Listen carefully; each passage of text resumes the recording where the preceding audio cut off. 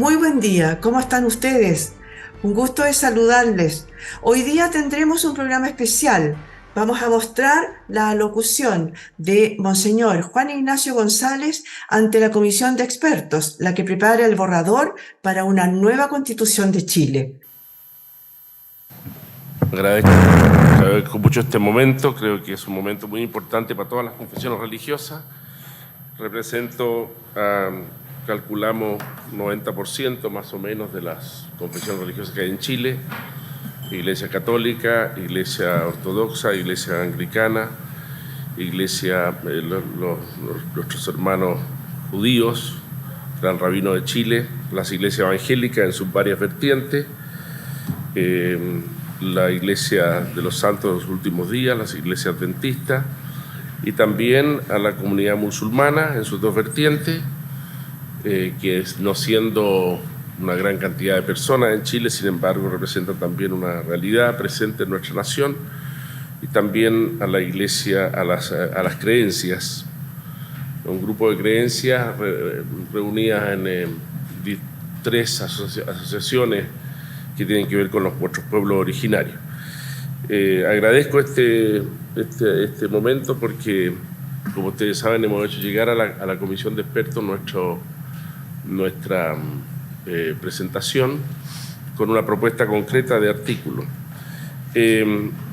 Quisiera decir que me parece que este es un momento muy especial y muy particular porque las definiciones sobre libertad religiosa y de culto, como se le llama muchas veces, que nosotros tenemos en Chile, vienen desde don Arturo Alessandri.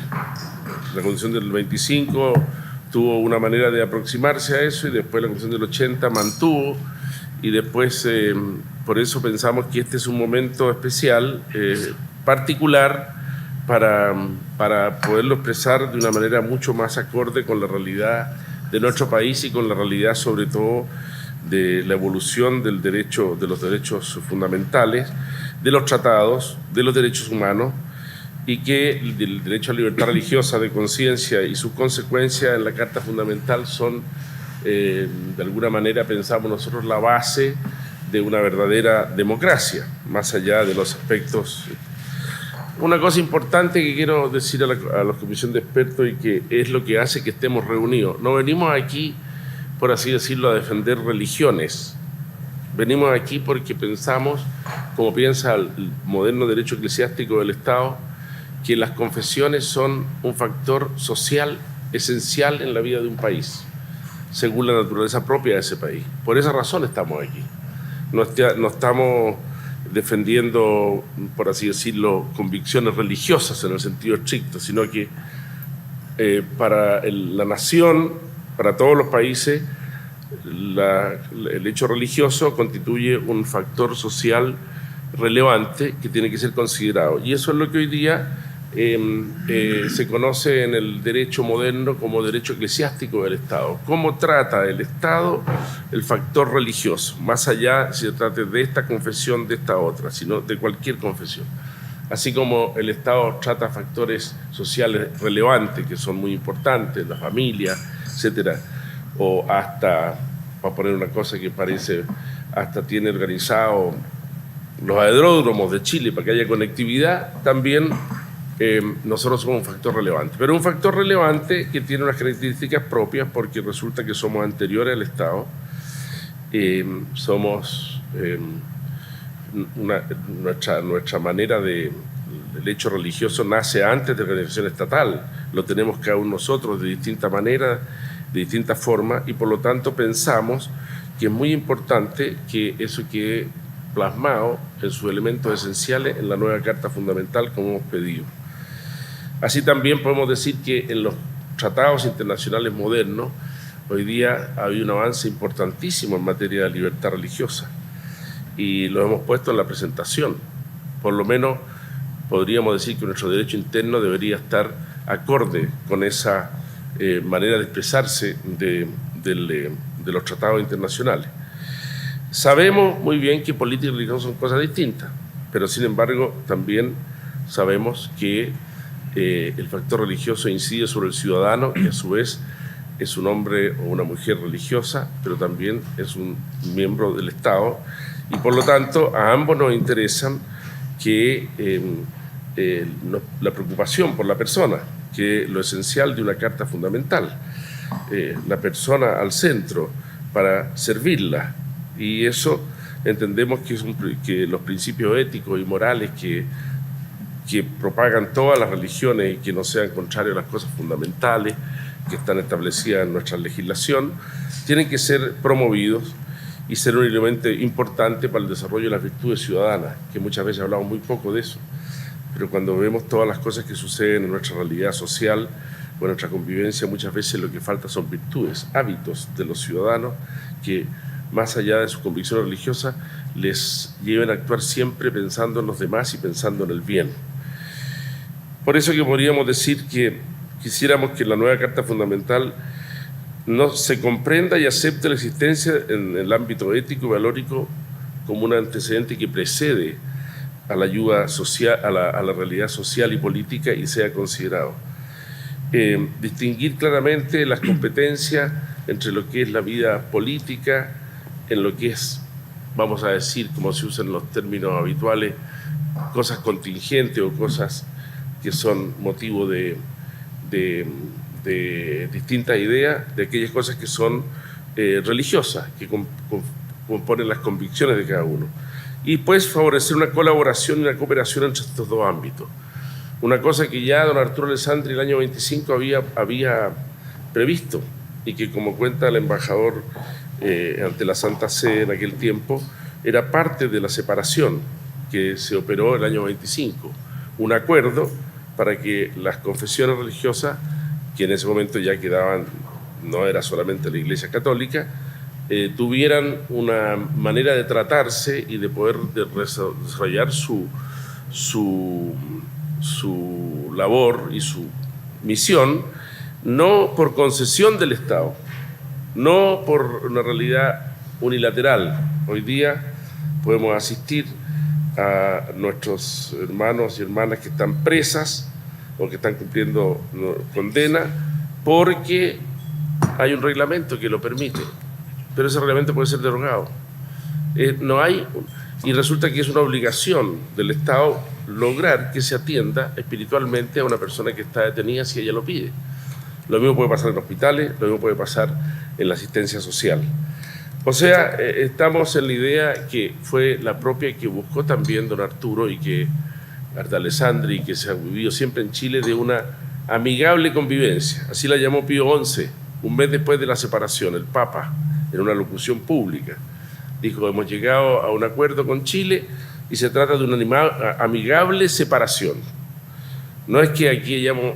Y eso tiene mucho que ver con todo lo que había pasado en otros países en aquella época, México, España, etcétera, países donde había mucha controversia. ¿Qué pedimos nosotros? Nosotros pedimos, para ir al grano y porque el tiempo es que quede garantizar en la Constitución los elementos fundamentales de la libertad religiosa. Algunos de ellos ya en el esquema que aprobó la Comisión de Expertos han quedado recogidos y otros no.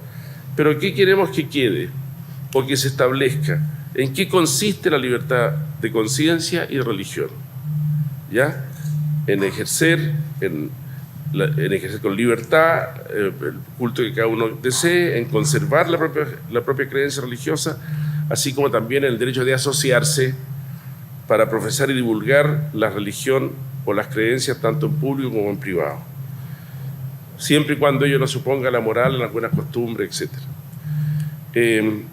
Una cosa que no está, señor presidente, y por su intermedio lo vuelvo a reiterar en nombre de las confesiones, es el tema de la libertad de conciencia como inmunidad de coacción, que lo pusimos en ese pequeño artículo que ofrecimos a la Comisión de Expertos. El Estado no puede coaccionar a persona alguna para actuar en contra de sus convicciones o creencias religiosas, y toda persona puede abstenerse de realizar conductas contrarias a ella. Nadie puede ser llevado a eso. Esto se puede poner en otros ámbitos también, en el ámbito médico, qué sé yo, pero creemos que ponerlo en el ámbito de las libertades religiosas es esencial, y de hecho por lo demás recoge un pensamiento que está en el derecho internacional de los tratados. Una cosa que tampoco quedó y que pensamos que tenemos que meditar un poco más es ¿Qué son las confesiones religiosas en el derecho chileno? Nosotros hasta ahora vivimos en una cierta ambigüedad. Nos amparamos en un artículo de don Andrés Bello, que como se sabe es bastante antiguo y que tiene muchas interpretaciones, y también en la ley 19.638, que es una ley que estableció las distintas formas de organizarse y de reconocimiento de las iglesias, y que excluyó a las iglesias que ya tenían personalidad jurídica anterior a esa ley, como la Iglesia Católica, ¿ya? Y que estableció también algo muy, muy específico, que es que de alguna manera estas confesiones religiosas tienen un propio derecho. Nosotros tenemos un propio derecho, tenemos unas leyes, tenemos unas normas, y esas normas rigen en el Estado, rigen, por así decirlo, incluso el Código Civil tiene remisiones, que se llama técnicamente hablando de una norma a otra. Por ejemplo, el Código Civil dice las cosas debidas al culto divino se rigen por el derecho civil, por el derecho canónico. O sea, hay remisiones. Son dos órdenes jurídicos que se topan porque sirven a la misma persona. Entonces, pensamos que lo que se hizo en el primer intento de constitución no nos satisfizo, porque las confesiones no existen porque el Estado haga un listado en el Ministerio de Justicia y diga: usted se inscribió, ya, usted existe, usted existe, usted existe, usted existe.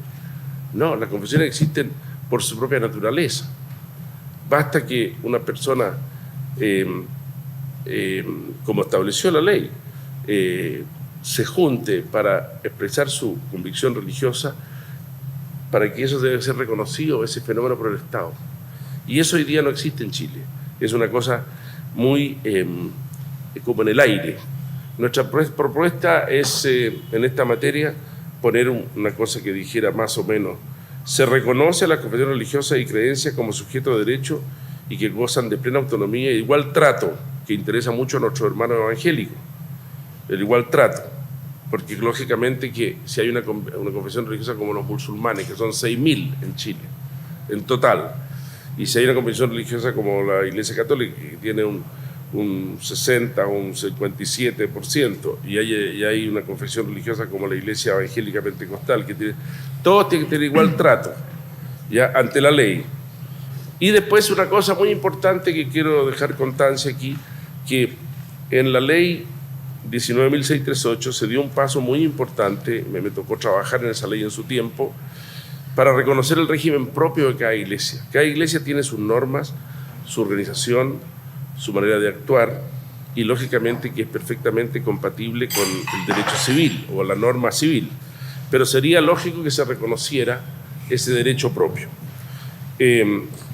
Una cosa que queremos que también quede establecida y que tiene que ver con lo que ya le expliqué, señor presidente, y por su intermedio a toda la comisión, es que necesitamos una certeza de nuestra acción, y esa acción, cuando se relaciona con el Estado, que es muy importante, porque cuando se separó la Iglesia y el Estado, me acuerdo, los obispos de Chile hicieron una pastoral el año 25, en el que decían: la Iglesia, el Estado separa a la Iglesia, pero la Iglesia no se separa del Estado para servirla. Y es lo que hemos hecho, y se ve en la educación, se ve en la acción social, se ve en un montón de cosas que son hoy día, bueno, que se establezca un sistema para el cual cada confesión que lo desee pueda llegar a acuerdos de cómo va a ejercer su misión en aquellos ámbitos que el derecho eclesiástico del Estado llama materias mixtas, es decir, aquellas cosas que interesan tanto al Estado como a la Iglesia. Y eso en algunos casos puede llegarse a un acuerdo internacional, que puede ser en el caso de la Iglesia Católica, pero en el caso de otras confesiones puede ser como en Italia o como en España. Esto es lo habitual hoy día en el derecho de las confesiones, que haya acuerdos con las confesiones, por ejemplo en Italia con la confesión valdense, con la Iglesia Católica, en España hay con la comunidad judía, con los evangélicos, con los católicos, con los musulmanes, acuerdos, porque por ejemplo les cuento cosas tan sencillas como esta. Me dice a mí el imán de la mezquita que está allá en Los Leones, centro de Los Leones: nosotros tenemos una forma de enterrarnos, pero el Estado chileno no nos permite enterrarnos como nos mandó el profeta. y nos obliga a enterrarnos de otra manera. Y nosotros queremos el día de mañana decir, bueno, permítanos enterrarnos como nos manda nuestra conciencia religiosa. Bueno, hay cosas de esas y así muchas pequeñas cosas. Nosotros celebramos el Día del Señor el día domingo, los musulmanes el día viernes y los judíos el día sábado. Entonces, bueno, ¿y cómo respeta eso? Me decía el gran rabino, bueno, y de repente encontramos un montón de restricciones para que un judío pueda ir a la sinagoga el día sábado. No puede, por trabajo. ¿Qué debe hacerse? Bueno, acordar una manera. Entonces, también pedimos expresamente entonces que se establezca, y ya veremos después más adelante, quienes desean ir por este camino de los acuerdos y quienes desean simplemente regirse por las leyes que ya tenemos. También pusimos una cosa y que ya la Comisión recogió, que para mí es muy importante y que tiene un antecedente histórico e incluso facticio, diríamos, que es la exención tributaria, que interesa muchísimo a todo el pueblo, a todas las confesiones, pero en particular al pueblo evangélico, que tiene muchos templos y que no... Y la razón fundamental es porque cuando se hizo la separación en el año 25, la separación iba acompañada de un acuerdo. Ese acuerdo existe, nunca se hizo. Sabemos por el embajador y por Alessandri mismo en su memoria que había un acuerdo, pero nunca supimos qué pasó con el acuerdo, hasta que apareció el acuerdo. El acuerdo, como mismo cuenta don Arturo, cuando fue a Roma y habló con el cardenal Gasparri, que era el secretario de Estado del Papa Pío XI, consistía en una separación amigable en que también el Estado no iba a desamparar lo que había sido la relación con la Iglesia durante siglos. Y por eso se dieron ciertos beneficios. Antes existía, como ustedes saben, el presupuesto del clero, que dependía del Estado. El Estado pagaba a los curas, pagaba una serie de cosas religiosas, porque había unión de Iglesia y el Estado. La Iglesia aceptó eso. Al principio le costó un poco porque no era la tesis. Recuérdense que ya en tiempo del gobierno del presidente Santa María se intentó la primera separación, en el año 1883. Bueno, pero entonces se dejemos un artículo transitorio en que el Estado va a pasar a la Iglesia Católica una cierta cantidad de dinero durante un tiempo, pero después no se hizo el acuerdo jurídico, que en el tiempo se llamaba concordato, y en el acuerdo que está redactado, efectivamente está la exención de los templos. El acuerdo lo redactó don Rafael Edwards, que era vicario castrense en aquel tiempo y que era muy amigo de Alessandri. Y cuando Alessandri llegó a Chile y se bajó del barco que lo traía, él cuenta en su memoria, llamé al vicario Edwards y le dije, mire, este es el papelito que traje de Roma, dice así don Arturo, con esto hay que hacer la separación. Y el vicario castrense hizo el texto de la separación, está, es el memorándum y después artículo 1, artículo 2, que es lo que se llamaba en aquel tiempo concordato, y ahí estaba la exención. Y por lo tanto, esto era parte de todo un camino pacticio, y yo pienso que agradecemos a la comisión que se haya mantenido. Y por último, para terminar y dejar espacio a otro, a preguntas, también pensamos que es importante, y todavía no ha quedado así establecido en el proyecto, aunque hay hay varias indicaciones que sí lo dicen. De estas cosas hay varias indicaciones que he visto que ya están. Por ejemplo, el tema de los acuerdos está en 2 o 3 indicaciones de las que ustedes mismos han hecho. Pero una cosa importantísima es la transmisión de la fe religiosa de cada uno. Cada uno tiene derecho a transmitir a sus hijos la fe religiosa, la que sea, y del tipo que sea, siempre y cuando no sea contraria al bien común, etcétera, cosas que tendrán que establecerse. Pero, y eso tiene que quedar establecido, y pensamos que tiene que quedar establecido no solamente en el ámbito de la educación, sino que también como un principio general, los padres, en su caso los tutores, tienen derecho a que sus hijos o pupilos reciban la educación religiosa, espiritual y moral que estén de acuerdo con sus propias convicciones. Pensamos que estos elementos deben recogerse en la nueva Constitución. Estamos muy contentos, transmito de la manera en que hemos sido recibidos por la subcomisión y también por los expertos. Esto no ocurrió, por desgracia, la otra vez así, aunque también fuimos recibidos, pero nada de lo que dijimos en aquel tiempo se recogió, y pensamos que esta es una oportunidad única para poner en Chile Usted hablaba de la colombiana. La colombiana es de las últimas constituciones. Las constituciones se hacen muy a lo lejos. Y cada una nueva que se va haciendo recoge los avances del derecho constitucional y el derecho de los derechos humanos y un montón de cosas en ella. Y que pensamos que este sería un momento miliar importantísimo para dejar muy bien establecida para nosotros y para otros el derecho a la libertad religiosa. Gracias, señor presidente. Muchas gracias, monseñor González.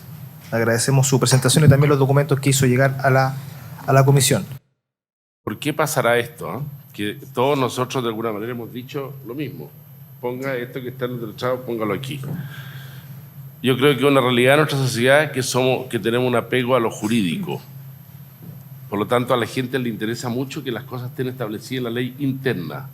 El derecho internacional tiene el valor que todos conocemos, es parte de nuestra legislación cuando ha sido ratificado. El derecho interno puede ser, por así decirlo, ejecutivo. Esa es la realidad. La realidad es que, por ejemplo,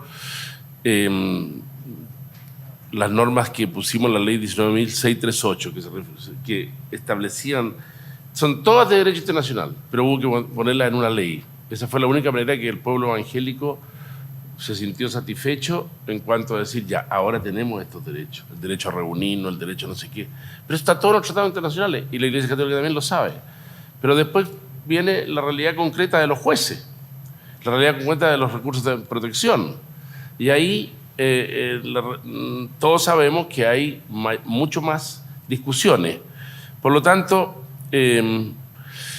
creo, mi opinión sería que se recoja aquello que es esencial. Por ejemplo, en la libertad religiosa, ¿en qué consiste lo esencial? Reunirse, se recoja qué consiste el que no pueda ser yo obligado a actuar en contra de mi convicción religiosa, mínimamente. La razón es porque Chile es un país que la sensibilidad hacia el derecho internacional todavía va en evolución. Y no toda la gente, ni todos los jueces tampoco, ni todas las autoridades comprenden exactamente que un tratado internacional firmado por Chile obliga hasta en pequeño detalle. Y esto puede pasar en la niñez, puede pasar en la discriminación en el pueblo indígena. Queremos que el juez de allá de Temuco, cuando se diga, no, es que esto lo dice la Constitución. Algo le pasa al juez, no sé por qué, pero es así. Yo soy abogado hace muchísimos años, que el tratado internacional es una cosa un poco más lejana. Esa es la realidad, sociológica, no sé. No le convence tanto como la ley escrita. Y por eso quizás nosotros todos, Carlos, dijimos lo mismo sin estar de acuerdo. La comisionada Peredo, señor presidente, pregunta ¿cómo los acuerdos fortalecen el derecho de las confesiones? Es interesante tomar en cuenta la historia. Yo soy un amante de la historia. Y les voy a leer una cosa que seguramente ninguno de ustedes nunca, porque está metida en un lugar por ahí recóndito, que son las memorias del embajador Ramón Subercaseaux, que era el que acompañó a Alessandri en la separación el año 25, en esas famosas conversaciones con el cardenal Gasparri, y en la cual se acordó la separación. Dice años después el embajador: la operación quedó hecha, pero no fue completa. Faltó el concordato que debía perfeccionarla. Sin él, cualquier día la voracidad de los demagogos o la imposición de las logias masónicas, cansados sus hombres de la paz religiosa, querrán nuevas cosas, nuevas ventajas. Hay de ellos que sueñan con expoliaciones y con expulsiones en otra época. Estamos hablando de México, España, qué sé yo. Son apetitos que de vez en cuando se encienden porque nunca están bien apagados. Los verdaderos hombres de gobierno, cuan liberales sean, miran por lo general con justo recelo estas novedades. Y es un buen concordato lo que puede traer la tranquilidad. Yo no lo pude obtener. Estamos hablando del año 1925. Ustedes saben que en la Constitución del año 25 quedó establecida esa palabra. Estaba entre las que, cuando decía el Estado puede celebrar, era la fórmula que se usaba en aquel tiempo para establecer el derecho a los acuerdos. ¿Qué es lo que se pretende con esto? Bueno, primero, una consideración del Estado hacia el fenómeno religioso, que no es simplemente considerarlo como un hecho intermedio entre la familia y el Estado. es algo que tiene otro rango, otra.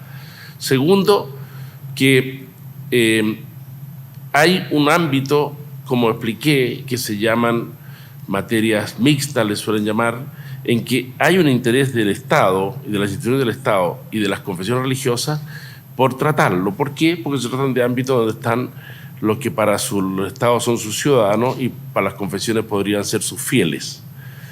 Y eso se da especialmente en situaciones de carencia. Por ejemplo, cárceles, hospitales. Yo soy obispo de San Bernardo, una diócesis con 800.000 personas, porque tiene 7 comunas. Tengo varios hospitales adentro, tengo el Hospital El Pino. Bueno, en el Hospital El Pino siempre nos han tratado muy bien. También hay un hospital que es de la iglesia, que es el Hospital Parroquial de San Bernardo. Pero de repente pasa que lo que sucede respecto de la atención espiritual de los enfermos, que lo piden, llaman a su cura, llaman a su pastor, no puede entrar porque no está autorizado, porque los autorizados son 2 nomás. ¿Y por qué 2? Bueno, porque el reglamento dice que tiene que haber 2 autorizados. No puede entrar porque estamos en situación de inventario y resulta que hoy día no se puede entrar al hospital. O toca un director que simplemente te dice no al lugar a que los ministros puedan. Y eso está establecido en un decreto supremo del Ministerio de Salud que ya ha sido cambiado varias veces. Entonces, ¿cuál es la idea de las confesiones? En las cárceles, en los hospitales, en las instituciones armadas, que es el único caso en que hay un acuerdo pacticio entre el Estado de Chile y la Santa Sede para la atención católica, pero el día de mañana podría haber un acuerdo con los evangélicos para la atención de aquellos funcionarios que son de otras confesiones, que pueden ser los menos, pero tienen derecho a ser atendidos. Y de hecho hay algún sistema para atenderlo hoy día. O en motivos de las obras de solidaridad o de caridad, en que nosotros hacemos, yo les digo, en la diócesis que estoy humildemente, damos 25.000 almuerzos al mes a gente que no tiene dónde almorzar, en nuestras parroquias. Y todo eso lo hacemos a pulso. Entonces uno dice, bueno, tomemos un acuerdo, yo estoy cumpliendo una función prácticamente subsidiaria del Estado, para que estas realidades no se batan cada una por su cuenta.